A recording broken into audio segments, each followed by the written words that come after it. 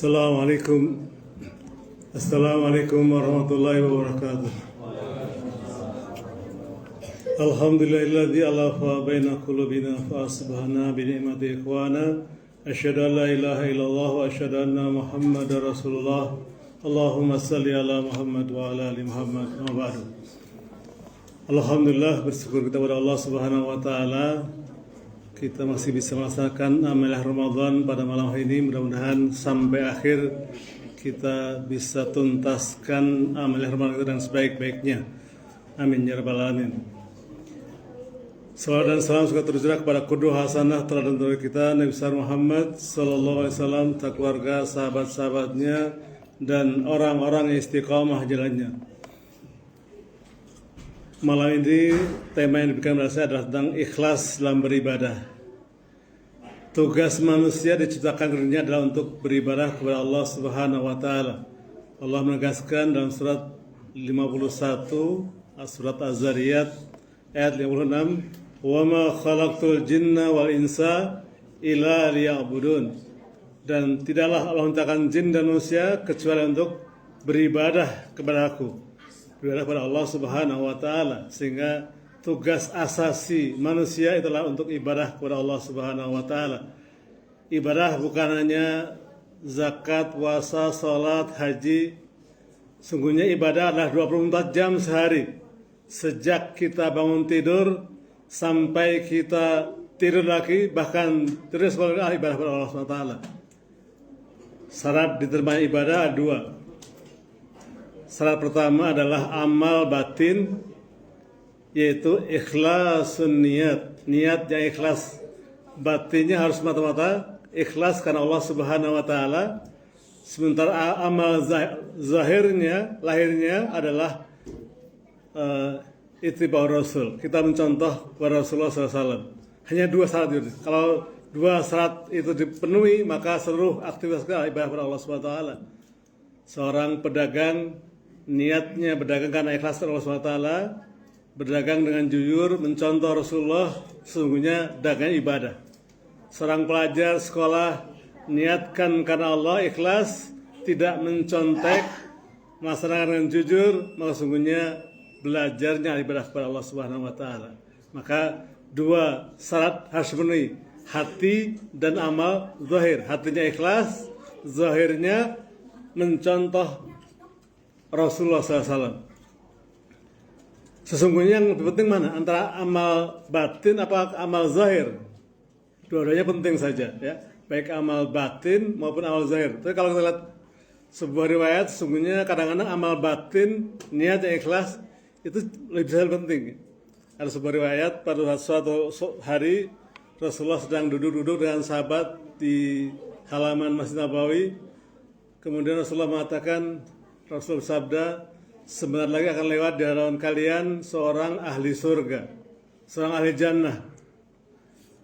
Mendengar kata ahli surga, para sahabat langsung memasang telinganya masih kuat-kuat, pasang matanya kanan kiri, lihat-lihatnya saya akan datang. Wah, pasti sahabat utama nih.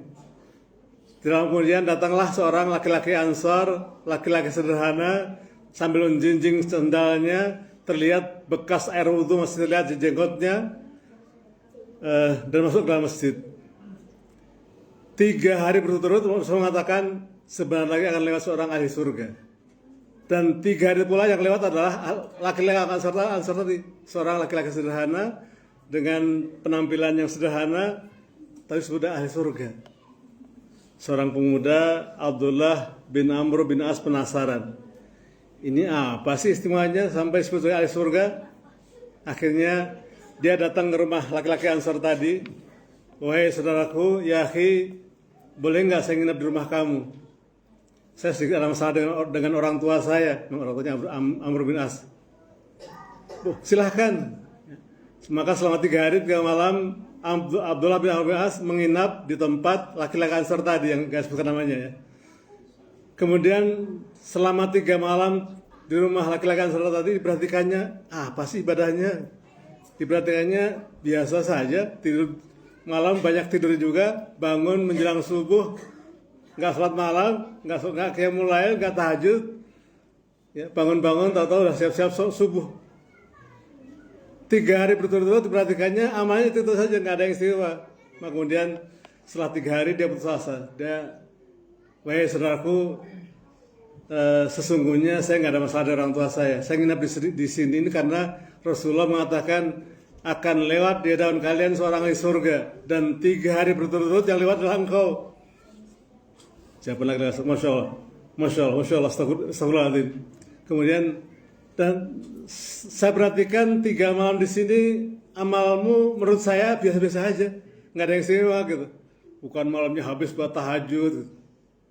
Nah, kemudian ya itulah amal saya, tidak ada yang istimewa dari amal saya. Akhirnya dia mau minta izin pulang, tapi sebelum pulang akhirnya Al-Qasim memanggilnya, wahai saudaraku, saya ada sebuah amalan yang selama ini saya laksanakan. Saya berusaha menjaga hati saya supaya tidak ada penyakit hati, tidak ada iri, dengki, riya, sum'ah, segala macam penyakit hati hilangkan. Maka setiap malam saya selalu mendoakan saudara-saudara saya, ikhwan-ikhwan saya, wabil khusus yang punya masalah dengan saya, yang sedang masalah, justru doakan. Sehingga saya ingin hati saya terjaga dari segala penyakit hati. Akhirnya Abdullah bin Amr mengatakan, oh inilah yang tidak kami miliki. Hati yang bersih, hati yang bening, qalbun salim, hati yang nggak ada penyakit-penyakit hati. Itulah hati yang ikhlas. Maka ternyata ketika hati ini ikhlas, sesungguhnya kedudukannya sangat tinggi, dikatakan sebagai ahli surga.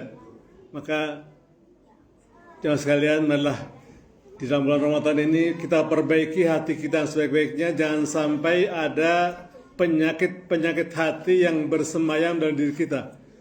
Penyakit iri misalnya, ini penyakit yang ciri khasnya SMS.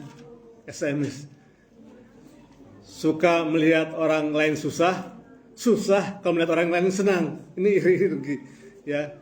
Ada tangganya nurin kulkas dari kulkas dari mobil, iri, susah gitu.